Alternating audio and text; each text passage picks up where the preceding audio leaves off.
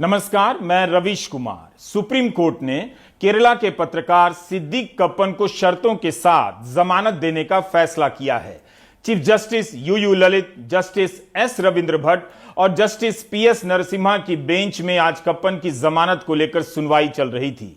आज भी कपिल सिब्बल ने वकील होने की भूमिका निभाई। तीस्ता सितलवाड़ की जमानत के मामले में भी कपिल सिब्बल ने ही बहस की थी। सिद्दीक कप्पन अक्टूबर 2020 में गिरफ्तार किए गए थे, जब उत्तर प्रदेश के हाथरस में अनुसूचित जाति की एक पीड़िता की बलात्कार के बाद हत्या कर दी गई थी। सिद्दीक कप्पन के साथ अतीकुर रहमान, मसूद अहमद और आलम को भी गिरफ्तार किया गया था। कप्पन के खिलाफ यूएपीए एक्ट के तहत मामला दर्ज किया गया था। आपको यह दृश्य याद तो होगा, पीड़िता के परिवार वाले पुलिस की जीप के आगे दहाड़ मारकर रो रहे थे कि उनकी बेटी की लाश को कम से कम घर के आंगन में लाने की अनुमति दी जाए, मगर पुलिस आगे बढ़ गई और आधी रात के बाद अंधेरे में पीड़िता का अंतिम संस्कार कर दिया गया। इस हत्याकांड को लेकर प्रशासन की तरफ से क्या क्या दावे किए गए, जाति की पंचायतें हुई, गोदी मीडिया ने उसे कवर किया, मगर पीड़िता का अंतिम संस्कार अंधेरे में किया गया। हाथरस की पीड़िता के साथ जो नाइंसाफी हुई, उस पर भी यह समाज चुप हो गया। हाउसिंग सोसाइटी के व्हाट्सएप ग्रुप में किसी को गुस्सा नहीं आया। यह वही समाज है जिसकी चुप्पी पर इन दिनों बहस हो रही है कि बिल्किस बानो के बलात्कार के मामले में सजा काटने के बाद जो रिहा किए गए हैं, उन्हें माला पहनाया जा रहा है और समाज कैसे देख रहा है, चुप क्यों है। आपको यह दृश्य भी याद होगा, जब राहुल गांधी और प्रियंका गांधी हाथरस रवाना होने जाते हैं तो पुलिस उनके साथ धक्का मुक्की करती है। राहुल जमीन पर गिर जाते हैं, उल्टा इन पर राजनीति का आरोप लगाया जाता है। अंत में किसी तरह प्रियंका गांधी हाथरस की पीड़िता के घर पहुंच पाती हैं। आपको यह भी दृश्य याद होगा कि जब तृणमूल कांग्रेस के सांसद हाथरस जाने की कोशिश कर रहे थे तो उनके साथ किस तरह की धक्का मुक्की हुई। डॉक्टर काकोली घोष दस्तीदार, प्रतिमा मंडल, ममता ठाकुर को भी हाथरस की पीड़िता के परिवार से मिलने से रोका गया था। इन्हीं सब घटनाओं को कवर करने के लिए केरला के मलयालम समाचार पोर्टल अझीमुखम के संवाददाता और Kerala union of working journalist की दिल्ली इकाई के सचिव सिद्दीक कप्पन हाथरस के लिए रवाना होते हैं और 3 साथियों के साथ गिरफ्तार कर लिए जाते हैं। उन पर आरोप लगा कि कानून व्यवस्था खराब करने के लिए हाथरस जा रहे थे। 2 साल से सिद्दीक कप्पन जेल में हैं। कप्पन की कहानी जमानत मिलने की कहानी नहीं है, बल्कि उन यातनाओं की कहानी है जिससे कप्पन परिवार 2 साल से गुजर रहा है। बिना उसे जाने आप जमानत के इस आदेश के महत्व को नहीं समझ सकते हैं। इस दौरान पिछले साल 18 जून को कप्पन की मां खादीजा कुट्टी चल बसी। लंबे समय से बीमार थीं और बेटे के घर आने की राह देखती रही। फरवरी 2021 में सुप्रीम कोर्ट ने कप्पन को 5 दिनों की जमानत दी ताकि वे अपनी बीमार मां से मिल सकें। उसके पहले जनवरी 2021 में वीडियो कॉल से मां को देखने की अनुमति दी गई, तब वे बिस्तर पर बीमार पड़ी थीं। मीडिया रिपोर्ट में छपा है कि बीमार मां अपने बेटे की आवाज न सुन सकी, न स्क्रीन की तरफ देख सकी, इतनी बीमार थी। बाद में सुप्रीम कोर्ट ने मानवीय आधार पर कप्पन को मां से मिलने की अनुमति दे दी, मगर मीडिया, सोशल मीडिया या पब्लिक से बात करने पर पाबंदी लगा दी। कप्पन को यूपी पुलिस के अफसरों के साथ केरला भेजा गया। अफसरों को घर के बाहर पहरा करने की अनुमति थी, मगर कप्पन जब मां से मिलने भीतर जाएं तब साथ में जाने की मनाही थी। यूपी सरकार की तरफ से सॉलिसिटर जनरल तुषार मेहता ने कहा था कि कप्पन इस मौके का फायदा उठाकर अपने लिए सहानुभूति इकट्ठी करने की कोशिश करेंगे, इसलिए कोर्ट ने पाबंदियां लगाई। सिब्बल ने कोर्ट में कहा था उस वक्त कि डॉक्टरों के मुताबिक कप्पन की मां 2 या 3 दिनों से ज्यादा शायद न जी पाएं। मेहता ने उस समय कहा था कि कप्पन की मां फोन पर अपने बेटे को पहचान नहीं पाती हैं और इमरजेंसी का माहौल बनाया जा रहा है। इसके जवाब में जस्टिस बोबडे ने कहा था कि यह अनफेयर है, गलत है। हम एक मां की बात कर रहे हैं। हमें नहीं लगता कि कोई आदमी, चाहे वो कोई भी हो, अपनी मां की हालत के बारे में झूठ बोलेगा। 18 जून 2021 को कप्पन की मां का देहांत हो जाता है। सिद्दीक कप्पन अपने आवेदनों में कहते रहे कि मैं पत्रकार हूं, मैंने भारतीय प्रेस परिषद के परिभाषित दायरे से बाहर जाकर कुछ भी गलत नहीं किया है, मैं निर्दोष हूं। उनके साथ अतीकुर रहमान, मसूद अहमद और आलम भी जेल में बंद हैं। इस साल 15 अगस्त को उनकी बेटी महनाज कप्पन का वीडियो सामने आया, जिसमें 9 साल की महनाज कह रही हैं कि वे एक पत्रकार की बेटी हैं जिन्हें जेल में डाल दिया गया है। ഏവർക്കും എന്റെ ഹൃദയം നിറഞ്ഞ സ്വാതന്ത്ര്യ ദിനാശംസകൾ. ഞാൻ മെഹനാസ് കാപ്പൻ. ഒരു പൗരന്റെ എല്ലാവിധ സ്വാതന്ത്ര്യവും തകർത്ത് ഇരുട്ടറയിൽ തളക്കപ്പെട്ട മാധ്യമപ്രവർത്തകൻ സിദ്ദീഖ് കാപ്പന്റെ മകൾ. ഇന്ത്യ മഹാരാജ്യം 76ാമത് സ്വാതന്ത്ര്യ ദിനത്തിലേക്ക് കാലെടുത്തു വച്ച ഈ മഹത്തരമായ വേളയിൽ ഒരു ഭാരതീയൻ എന്ന അചഞ്ചലമായ അഭിമാനത്തോടെയും അധികാരത്തോടെയും ഞാൻ പറയട്ടെ, ഭാരത് മാതാ കി ജയ്. ഗാന്ധിജിയുടെയും നെഹ്റുവിന്റെയും ഭഗത് സിംഗിന്റെയും അങ്ങനെ എണ്ണിയാലൊടുങ്ങാത്ത പുണ്യാത്മാക്കളുടെയും വിപ്ലവ നായകന്മാരുടെയും ജീവത്യാഗത്തിന്റെ ഫലമായി നമുക്ക് നേടിയെടുക്കാൻ സാധിച്ചതാണ് നാം ഇന്ന് അനുഭവിച്ചു കൊണ്ടിരിക്കുന്ന ഈ സ്വാതന്ത്ര്യം. ഇന്ന് ഓരോ ഭാരതീയനും അവൻ എന്ത് സംസാരിക്കണം, അവൻ എന്ത് കഴിക്കണം, ഏത് മതം തിരഞ്ഞെടുക്കണം, ഇതിനെല്ലാത്തിനും ചോയ്സ് ഉണ്ട്. उम्मीद है महनाज कप्पन जल्दी अपने पत्रकार पिता सिद्दीक कप्पन से मिल सकेंगी। हाउसिंग सोसाइटी के लोग इस खबर पर भी चर्चा नहीं करेंगे और व्हाट्सएप ग्रुप में कर्तव्य पथ की तस्वीरें साझा करते रहेंगे जैसे कभी सड़क न देखी हो। सिद्दीक कप्पन, अतीकुर रहमान, मसूद अहमद और आलम पर शांति भंग करने का आरोप मथुरा की अदालत में खारिज हो गया था। 16 जून 2021 को मथुरा कोर्ट ने उन पर शांति भंग करने के आरोप रद्द कर दिए। कोर्ट ने कहा कि पुलिस 6 महीने में जांच पूरी करने में असफल रही। नोट कीजिए, यूपी पुलिस ने अप्रैल 2021 में 5000 पन्नों की चार्जशीट दायर की। कप्पन को कोविड भी हुआ, तब केरल के मुख्यमंत्री ने यूपी के मुख्यमंत्री को पत्र लिखा कि अच्छे अस्पताल में इलाज हो। केरल के सांसदों ने सुप्रीम कोर्ट के मुख्य न्यायाधीश को पत्र लिखा कि उसके इलाज के लिए तुरंत सुनवाई हो। कप्पन की पत्नी रेहाना कप्पन ने भी सुप्रीम कोर्ट के प्रधान न्यायाधीश को पत्र लिखा कि कप्पन को बिस्तर से बांध दिया गया है, वह शौच के लिए नहीं जा सकता और खाना नहीं खा सकता। क्या ये सब आप सुन पा रहे हैं? उसे कई तरह की बीमारियां हैं, उनकी पत्नी कहती हैं। फिर उसे एम्स लाया गया, लेकिन वहां से जल्दी ही यूपी ले जाया गया। परिवार वालों को अस्पताल में मिलने नहीं दिया गया और इलाज पूरा भी नहीं हुआ कि वापस ले जाया गया। यह परिवारजनों का आरोप था। 2 साल में भी यह केस अपने अंजाम पर नहीं पहुंचा। कोविड के दौरान कप्पन की पत्नी रेहाना कप्पन ने जिस तरह के आरोप लगाए वे इतने साधारण नहीं थे, वरना रेहाना कप्पन सुप्रीम कोर्ट के चीफ जस्टिस को पत्र नहीं लिखती। Kerala union of working journalist ने भी सुप्रीम कोर्ट में याचिका दायर की और कहा 28 अप्रैल 2021 को सुप्रीम कोर्ट ने निर्देश दिया कि कप्पन को ठीक होने के बाद ही अस्पताल से छुट्टी दी जाए, लेकिन कोविड पॉजिटिव होने के बाद भी उन्हें अस्पताल से निकालकर जेल में डाल दिया गया। 6 मई 2021 की आधी रात को अस्पताल से छुट्टी देकर कप्पन को एम्स से मथुरा जेल भेजा गया। कप्पन की लड़ाई उनकी पत्नी और केरला के सैकड़ों पत्रकारों ने एकजुट होकर लड़ी है। रेहाना कप्पन को अपने पति सिद्दीक कप्पन के काम पर इतना भरोसा था और उस काम के प्रति इतना सम्मान था कि सिद्दीक का मुकदमा लड़ते लड़ते पत्रकार बन गई। 2 दिन पहले न्यूज मिनट में उनका इंटरव्यू छपा कि सिद्दीक का केस लड़ने के लिए उनके पास वकील और पत्रकार बनने के अलावा कोई चारा नहीं था। केस क्या होता है, मुकदमे की सुनवाई की प्रक्रियाएं क्या होती हैं, रेहाना ये सब समझने लगी। भारत के एडिटर्स गिल्ड ने भी कप्पन के साथ अस्पताल में हुई नाइंसाफी को लेकर बयान जारी किया। साथ बहुतों ने दिया, मगर Kerala union of working journalist शुरू से ही अपने पत्रकार साथी के साथ खड़ा रहा। कप्पन इसी यूनियन के दिल्ली इकाई के सचिव हैं। केरला के 100 से अधिक पत्रकार, फोटोग्राफर मिलकर संघर्ष करने लगे। गिरफ्तारी के दिन ही पत्रकारों ने वकील कपिल सिब्बल से संपर्क साधा। सिब्बल और सुप्रीम कोर्ट के वकील हरीश बीरन की मदद से मुकदमा लड़ना शुरू कर दिया गया। इनकी पहल पर सुप्रीम कोर्ट ने यूपी पुलिस को नोटिस दिया कि कप्पन सुरक्षित रहें। डायबिटीज के रोगी कप्पन के इलाज के लिए भी आदेश जारी करना पड़ा। इस केस का ट्रायल लखनऊ की विशेष अदालत में चलने वाला है।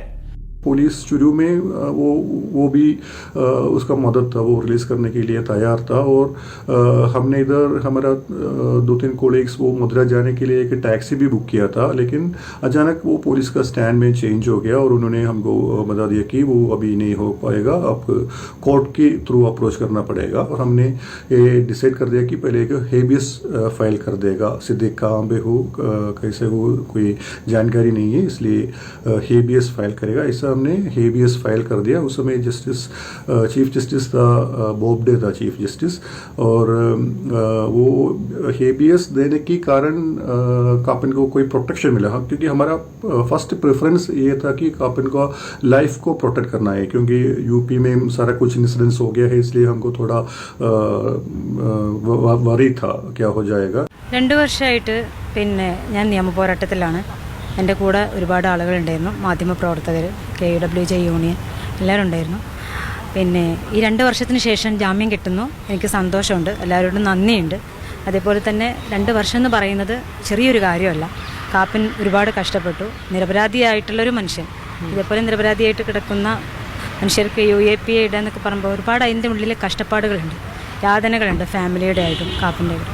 ഇതിൻ്റെ അദ്ദേഹത്തിന് ജാമ്യം കൊടുക്കാതിരിക്കാൻ വേണ്ടിയിട്ട് UP ഗവൺമെൻറ്റും UP സർക്കാരും ഒരുപാട് 2 വർഷത്തോളം നീട്ടി. ഒരു മാധ്യമ പ്രവർത്തകനാണ് കാപ്പൻ. അദ്ദേഹത്തെ ഇത്ര ഇങ്ങനെയൊക്കെ കുടിക്കില്ലെന്നുണ്ടെങ്കിൽ സാധാരണ ജനങ്ങളെ എങ്ങനെ കൊടുക്കും എന്ന് ചിന്തിച്ചാൽ മതിയാവും.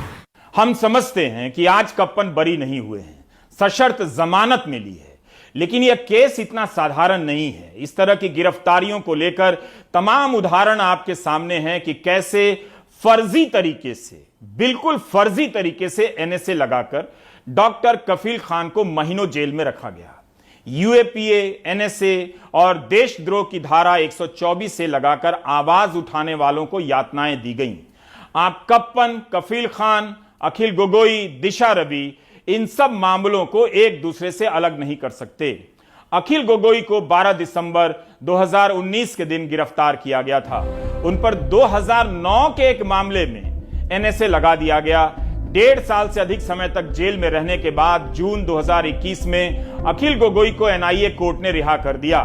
NIA कोर्ट के जज प्रांजल दास ने अपने फैसले में कहा कि रिकॉर्ड पर, ध्यान से सुनिए, रिकॉर्ड पर जो दस्तावेज पेश किए गए हैं और जिन पर चर्चा हुई है, मैं सोच विचार कर इस नतीजे पर पहुंचा हूं कि इन सभी साक्ष्यों के आधार पर नहीं कहा जा सकता कि भारत की एकता, अखंडता और संप्रभुता को खतरा पहुंचाने के इरादे से आतंकी कार्रवाई की गई या लोगों को आतंकित करने के इरादे से आतंकी कार्रवाई की गई। इसलिए अखिल गोगोई के खिलाफ आरोप तय करने का कोई मामला नहीं बनता है। अखिल गोगोई के अलावा जगजीत गोहेन और भूपेन गोगोई भी बरी कर दिए गए।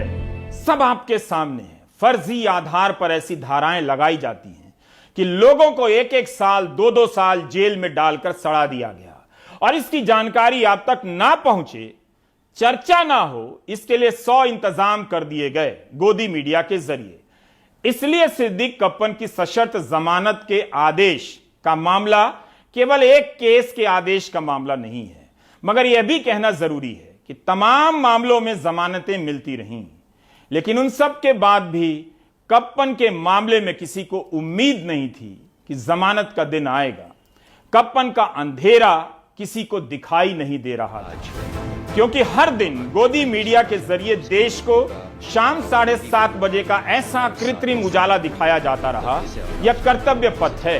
ढिंढोरा पीटा गया कि नाम बदल देने भर से औपनिवेशिक मानसिकता से मुक्ति मिली है।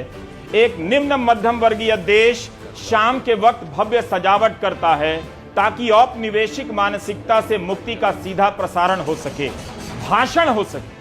अगर यह औपनिवेशिक मानसिकता से मुक्ति है, तब फिर सवाल करने, प्रदर्शनों में हिस्सा लेने, पत्रकारिता करने पर देशद्रोह से लेकर आतंकी धाराओं में जेल में सड़ा देने की मानसिकता क्या अंग्रेजी हुकूमत की मानसिकता नहीं है? डराने धमकाने की सत्ता की यह मानसिकता आज भी है और जनता को सड़क का नाम बदलकर भरोसा दिया जा रहा है कि औपनिवेशिक मानसिकता से आजादी के दिन है। इस मानसिकता से तभी आजादी मिल गई थी जब लाखों भारतीयों ने अंग्रेजी कपड़ों की होली जला दी और खादी का धारण कर लिया था। आपको तय करना है कि सड़क का नाम बदल देने से औपनिवेशिक मानसिकता से मुक्ति मिलती है या उन धाराओं को खत्म कर देने से जिसे अंग्रेज इसलिए लाए थे कि कोई भारतीय भारत माता की जय तक ना बोल सके। तरह तरह से सूचनाओं के सिपाहियों को जेल में डालकर आप नागरिकों के लिए एक अंधेरा पथ बनाया जा रहा है, वो दिखाई ना दे इसलिए इस तरह से कर्तव्य पथ सजाया जा रहा है। यहां आए तो आप सेल्फी जरूर लें, आप लेंगे भी।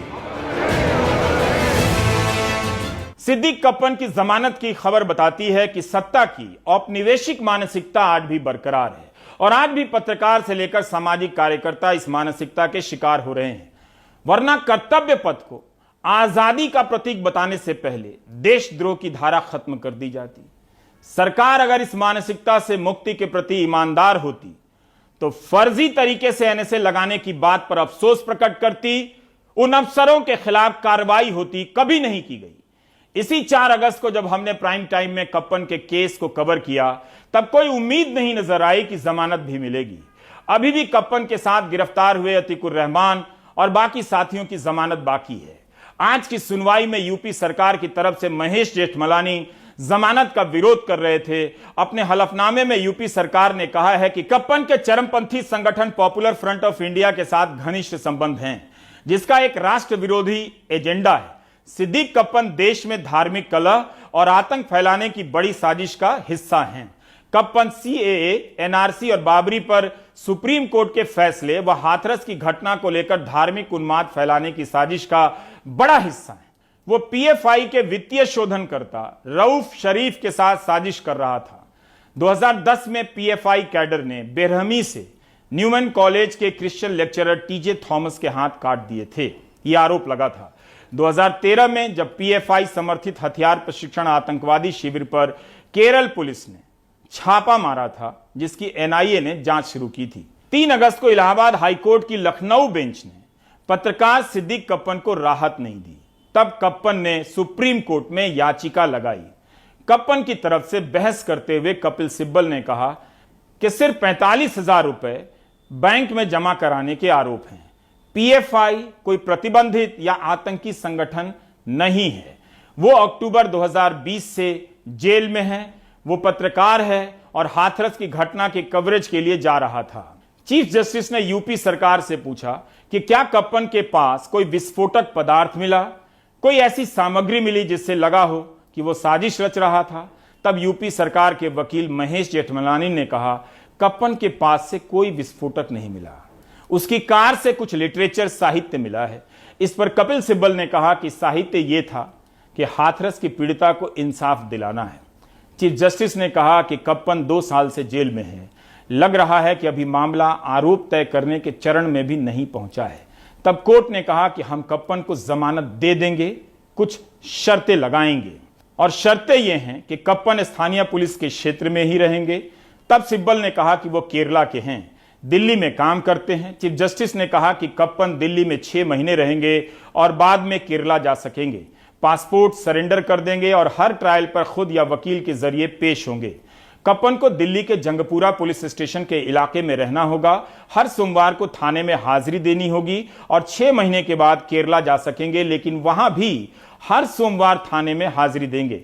कप्पन इस समय लखनऊ जेल में बंद हैं।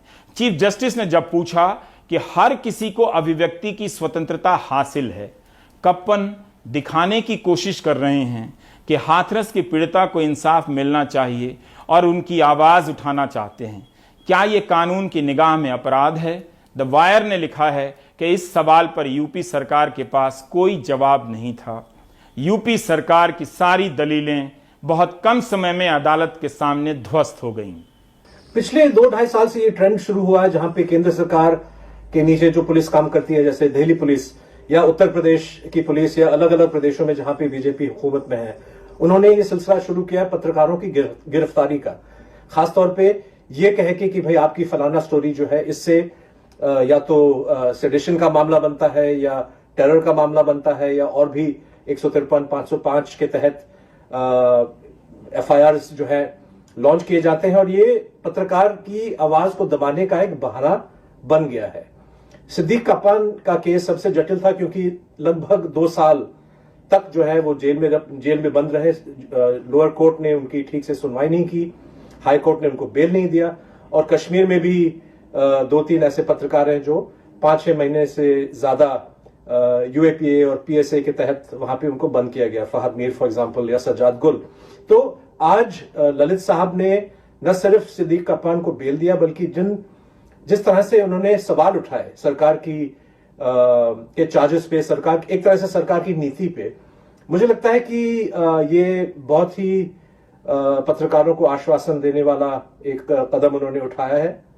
और मैं चाहता हूं कि इससे एक संदेश जाए यूनियन गवर्नमेंट को, बट ऑल्सो उत्तर प्रदेश और अलग अलग जो स्टेट गवर्नमेंट्स हैं, कि ये क्रिमिनल लॉ का दुरुपयोग जिस तरह से वो जर्नलिस्ट के खिलाफ यूज कर रहे हैं, मेहरबानी करके ये क्रिमिनल प्रोसेस जर्नलिज्म की आवाज को दबाने के लिए इस काम को आप बंद करो, क्योंकि ये कॉन्स्टिट्यूशन के खिलाफ जाता है, फ्रीडम ऑफ एक्सप्रेशन के खिलाफ जाता है, फ्रीडम ऑफ प्रेस के खिलाफ जाता है।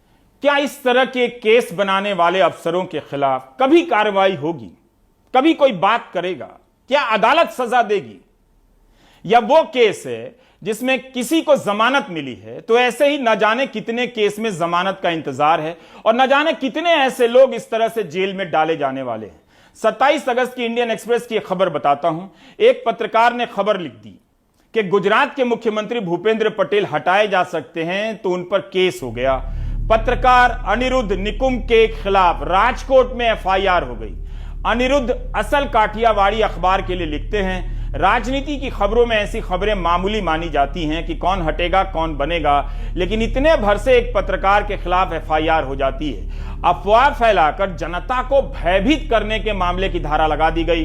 किसी राज्य का मुख्यमंत्री बदला जा सकता है, इसमें भयभीत होने वाली क्या बात है, लेकिन एफआईआर दर्ज होती है। एक्सप्रेस के अनुसार लिखा गया है कि भारतीय जनता में कथित रूप से बेचैनी पैदा करने के इरादे से खबर छापी गई। बताइए, हमने आपको 20 सितंबर 2021 के प्राइम टाइम में एक ऐसी ही खबर दिखाई थी। 31 साल के धवल पटेल ने पिछले साल मई में जब सूत्रों के हवाले से खबर लिखी कि विजय रूपाणी को मुख्यमंत्री के पद से हटाया जा सकता है, तब पुलिस ने उन पर राजद्रोह का मुकदमा कर दिया। उनकी खबर को वेबसाइट से हटाना पड़ा और धवल पटेल गिरफ्तार कर लिए गए। बाद में धवल पटेल ने भारत ही छोड़ दिया, ऐसी खबर आई थी।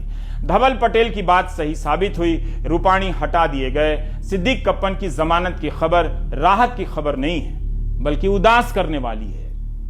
उसमें सब सारी चीजें जो आड़े आ रही थी, वो ये आड़े आ रही थी कि यूएपीए आपने उन पर लगा दिया। उस यूएपीए की आड़ में उत्तर प्रदेश पुलिस ने जो बेबुनियाद, निराधार और बेसिर-पैर के आरोप उन पर लगाए, तो वो उन आरोपों की आड़ में उनको इतने समय तक कैद रहना पड़ा, उनके परिवार को बहुत सफर करना पड़ा, बहुत मुसीबतें झेलनी पड़ी। सवाल तो असली अब ये है कि जिन उत्तर प्रदेश के पुलिस कर्मियों ने या वहां के प्रशासनिक अधिकारियों ने सादिक कप्पन को, एक बेकसूर पत्रकार को, जिस तरह के झूठे केसेस में फंसा करके 2 साल तक 23 महीने तक ऑलमोस्ट जेल में रखा, क्या उनके खिलाफ कार्रवाई होगी? कि उनकी कोई जवाबदेही होगी, कोई अकाउंटेबिलिटी होगी कि उन लोगों को, एक बेकसूर व्यक्ति को इतने लंबे समय तक, इतने महीनों तक झूठे केसेस में बंद करने का कौन सा अधिकार था, अरेस्ट करने का, तंग करने का? और इससे भी बढ़कर बात यह है कि आप एक मैसेज भेजना चाहते हैं इन तरह की बेकसूर लोगों को जेल में बंद करके, ताकि सारे देश में पत्रकार बिरादरी में इस तरह का मैसेज जाए कि देखिए, सिद्दीक कप्पन की तरह अगर आपने सरकार के खिलाफ लिखा, आप व्यवस्था के खिलाफ लिखा, सरकार के गलत कामों को आपने एक्सपोज किया, तो आपका भी वही हाल होगा जो सिद्दीक कप्पन का हुआ। बिल्किस बानो के मामले में सुप्रीम कोर्ट ने गुजरात सरकार से कहा है कि 11 दोषियों को रिहा करने के मामले में आदेश और दस्तावेज पेश किए जाएं। इसके लिए 2 हफ्ते का समय दिया गया है। दोषियों को भी 2 हफ्ते में जवाब देने के लिए कहा गया है। केंद्र सरकार ने, अब दूसरी खबर है, केंद्र सरकार ने मध्य प्रदेश सरकार को नोटिस भेजा है कि प्रधानमंत्री की फ्लैगशिप योजना पोषण अभियान में बहुत लापरवाही हो रही है। यह काम महिला बाल विकास विभाग का है। अब केंद्र सरकार ही इस विभाग के काम पर सवाल उठा रही है। इसी विभाग की ऑडिट रिपोर्ट को लेकर सवाल उठ रहे हैं कि कैसे पोषण आहार योजना में कथित तौर पर व्यापक भ्रष्टाचार हुआ। केवल यही मामला नहीं है, बाल गृह में अंडा और चिकन की सप्लाई के आदेश जारी हो जाने के बाद भी गृह मंत्री ने कह दिया अंडे का फंडा नहीं चलेगा। प्रभु मेरा जीवन हो सुंदर, प्रभु मेरा जीवन हो सुंदर, कपड़े सुंदर, खाना सुंदर, कपड़े सुंदर, खाना सुंदर।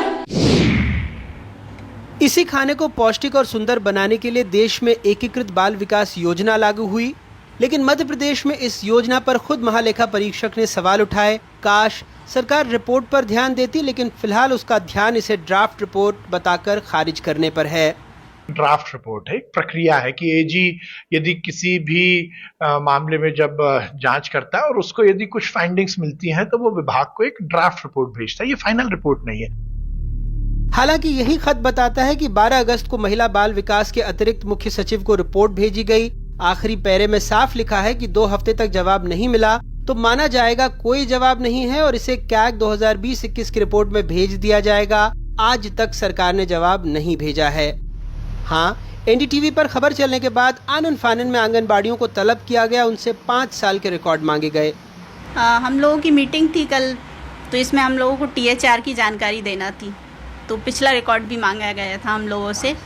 5 साल का रिकॉर्ड मांगा गया था, तो हम लोगों ने 5 साल का हर आंगनबाड़ी केंद्र ने अपना अपना रिकॉर्ड बना के दिया 2018 से लेके 22 तक का। तस्वीरों में तो इन बच्चों के पोषण का पूरा ख्याल है, लेकिन हकीकत में एक अंडा तक सियासत में उलझा है। सुनिए जो खाना बंटता है वो कैसा है। फल दें उनको, या अंडों का कहा था उन्होंने कि हम अंडे दिया करेंगे, तो वो कुछ भी नहीं है। अब एक एक अंडा ही बच्चों को दे दें तो बच्चे को कुछ तो होए बच्चों में। THR जो आ रहा है तो ये इतने अच्छी क्वालिटी नहीं है इसकी, बच्चे इसको खाना पसंद नहीं करते और ना तो महिलाएं लेना पसंद करती। बच्चों और महिलाओं के पोषण से जुड़ी लापरवाही की एक और बानगी है ये खत। केंद्र ने पोषण अभियान में 3 साल से छोटे बच्चों, गर्भवती महिलाओं और स्तनपान कराने वाली माताओं का हर महीने डोर टू डोर सर्वे नहीं होने पर गंभीर आपत्ति जताई। चेतावनी भी दी कि इस रवैये से राज्य को मिलने वाला 21 करोड़ रुपए का बजट लैप्स हो जाएगा। इस योजना में पोषण अभियान ट्रैकर के लिए स्मार्टफोन खरीदा जाना था। सरकार कह रही है कुछ लैप्स नहीं होगा, मोबाइल खरीद लिया गया है। कोई बजट लैप्स नहीं हो रहा मध्य प्रदेश में। हमारे यहाँ पर जो 4.5 की कंडिका है, उस कंडिका के अनुसार में उसमें मोबाइल खरीदी की बात कही गई है।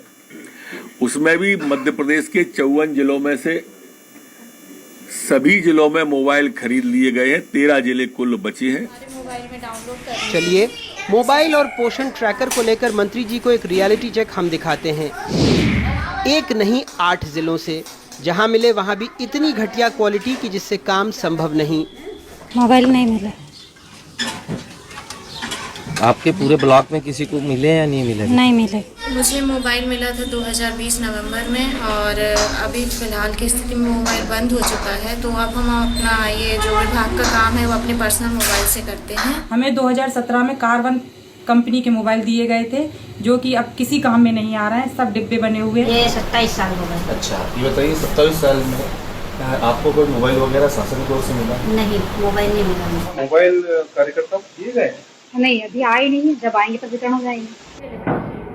मोबाइल नहीं मिलने से पोषण ट्रैकर का काम मुश्किल में है। दूसरी अहम बात यह है कि राज्य में 97,000 से ज्यादा आंगनबाड़ी कार्यकर्ताओं को लगभग 5 महीने से पूरा मानदेय नहीं मिल रहा है। ऐसे में कई जगहों पर डोर टू डोर सर्वे नहीं हो पा रहा है।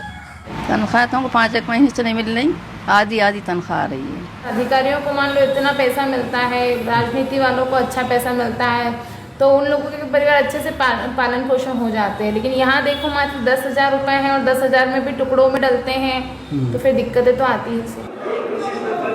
ये हालात उस राज्य में है जहां मुख्यमंत्री के पास महिला बाल विकास विभाग है। उन्होंने खुद इसी साल सदन में बताया था कि प्रदेश में 0 से 5 साल की उम्र के 65,02,723 बच्चे हैं। इनमें से 10,32,166 बच्चे कुपोषित हैं। इसमें से भी 6,30,000 अति कुपोषित हैं। SRS के सर्वे के मुताबिक मध्य प्रदेश में शिशु मृत्यु दर 1000 में 46 है, जो देश में सबसे ज्यादा है। देश में शिशु मृत्यु दर में मध्य प्रदेश अव्वल, मातृ मृत्यु दर में देश में दूसरे नंबर पर, लेकिन कन्या पूजन जैसे प्रतीकों में पहले नंबर पर। तथ्य और तस्वीरें क्या ही झूठ बोलेंगे। लेकिन फिलहाल सरकार दलीलें देने में व्यस्त है, क्योंकि बच्चे वोट बैंक नहीं, जिनकी थाली लूटी जा रही है, वो इस देश की चमक धमक और मीडिया की सुर्खियों का हिस्सा नहीं है।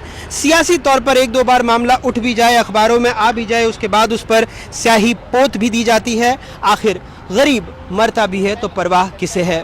मध्य प्रदेश में अपने ब्यूरो सहयोगियों और भोपाल से कैमरा पर्सन रिजवान खान के साथ अनुराग द्वारी, एनडीटीवी इंडिया।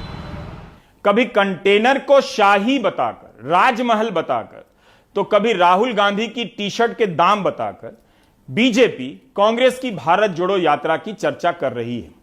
जब कथित रूप से कई लाख रुपए का सूट पहनने पर प्रधानमंत्री मोदी निशाने पर आ सकते हैं, तो टी शर्ट के दाम पर चर्चा हो सकती है।